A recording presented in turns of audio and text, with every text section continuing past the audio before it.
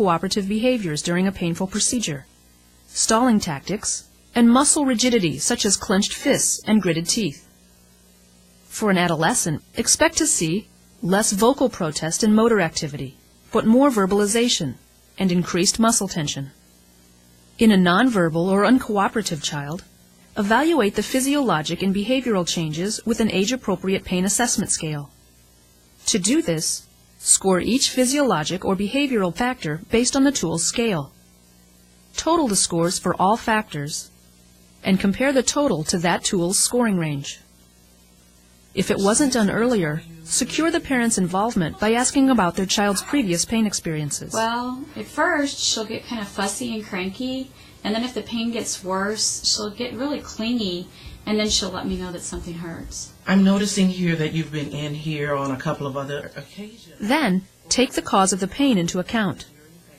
For clues to the pain's intensity and type, note the child's disorder or possible reasons for her pain. This should make you feel better, Abby. Finally, take action and evaluate the results. For example, provide non-pharmacologic comfort measures and an analgesic, sedative, or other treatment as prescribed. Abby, you appear to be feeling better. Do you remember the face scale that we used before? Evaluate the effects of all interventions, reassessing the child's pain and physiologic and behavioral changes to detect signs of relief. This one. A 2. That's much better. Do you want to know a secret about how... Before discharge, teach the parents or child how to use non-pharmacologic comfort measures, such as positive self-talk and distraction or relaxation techniques. You can eat ice cream. Ooh.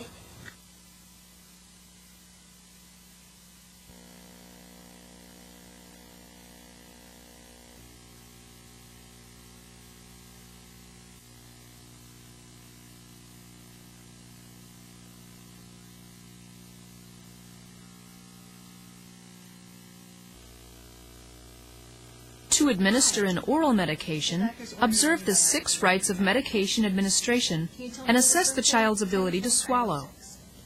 I hope it's not like penicillin. She's allergic to that. No, it's erythromycin. She should be fine. Okay. It looks like Lily is feeding better today. Yes, she is. Next, prepare the dose. For example, by drawing up the prescribed liquid medication in a plastic disposable syringe.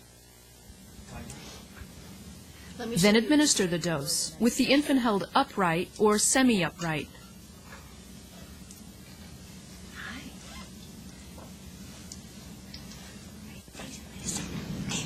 If you put the tip of the syringe inside her cheek, towards the back, and squirt just a little bit.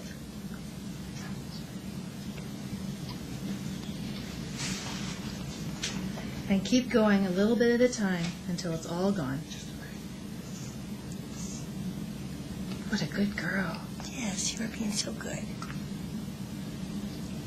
All done. When using a nipple for oral administration, place it in the infant's mouth. After the infant begins to suck, add the liquid medication to the empty nipple. Be sure to wait for her to swallow between deposits. For a child who can drink from a cup, pour liquid medication into a 1-ounce plastic medicine cup.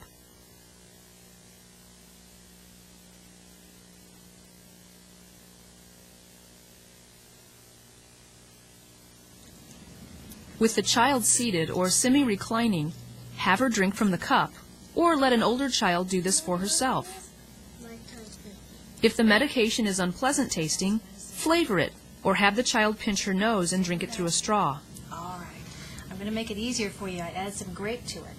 And if you still don't like that, you can hold your nose, and maybe we can drink it through a straw. Okay? All right. Let's try it.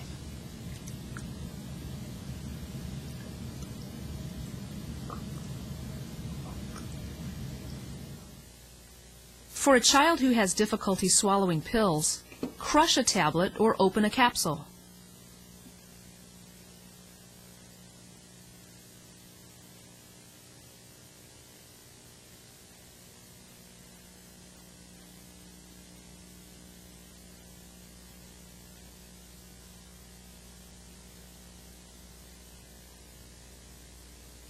Mix the medication with a small amount of sweet food, such as applesauce or pudding.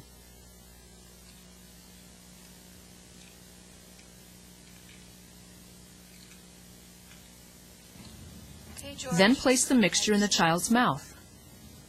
If a small child is reluctant, hold him sideways on your lap. Put his arm that's closest to you under your arm and behind you. Wrap your non-dominant arm around him and hold his free hand in yours. Good job. If he needs more restraint, secure his legs between yours. And that wasn't so bad.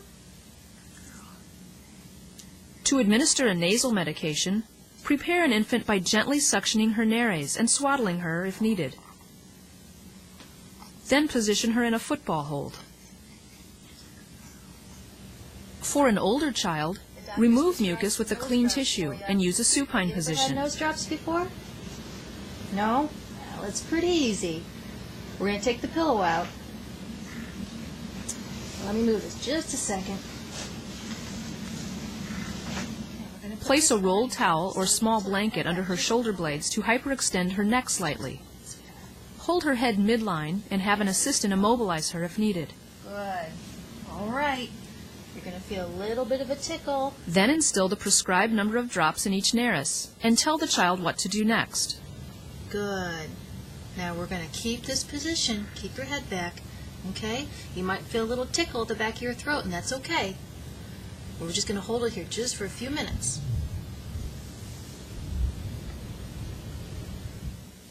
Hi, honey. To administer rectal medication, position the child on his left side with his right leg flexed and his underpants or diaper removed. Drape him and then expose the rectal area. All right. Right towards Mommy there. There we go. I know. Okay. We'll do real quick. All right, sweetie, I'm going to cover you up now. Promote relaxation by using distraction.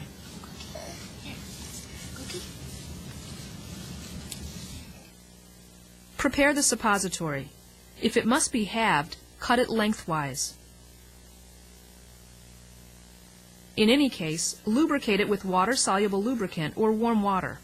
Also lubricate or wet your finger. Okay, sweetie, take a big, deep breath for me. You're going to feel my finger now. Quickly insert the suppository about 1 to 2 centimeters past the internal sphincter. Now, honey, you might feel like Hold you the have child's no body. buttocks together for 5 to 10 minutes until the suppository has melted sufficiently. Just keep playing with Mommy.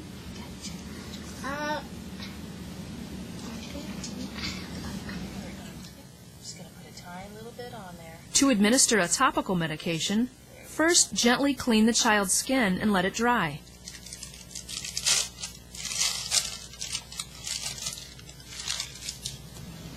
We're just going to clean it now. Hold real still. You are doing great. You are so brave.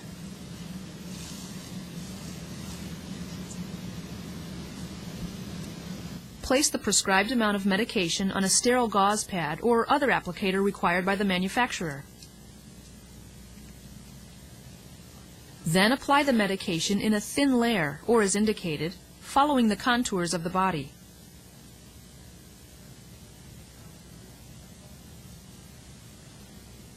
If ordered, cover the site with a sterile pad or other dressing.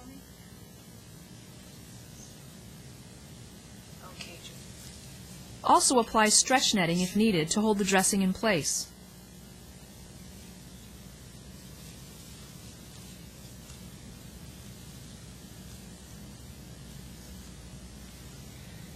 Now, Mom, what you'll need to do at home. If the child must receive medication at home, teach his parents how to administer it safely and effectively. Then you're going to take a gauze pad and put some Silvadene cream on it and apply a thin layer onto the wound.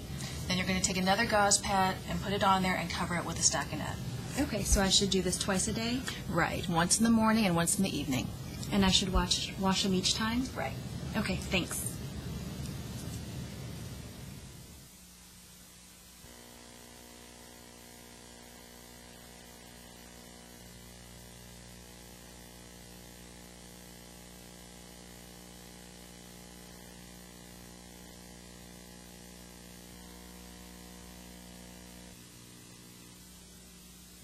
Devin, I'm going to put some medicine under your skin. Now, when I do it, you might feel a little pinch, but only for a few seconds. I need you to hold real still, okay? Okay. Now, to make it easier for you, I can show you a trick to use. To administer an intradermal injection, familiarize the child and parents with the procedure and observe the 6 rites of medication administration. As hard as you can, like this. Can you do that? Yeah. Good job!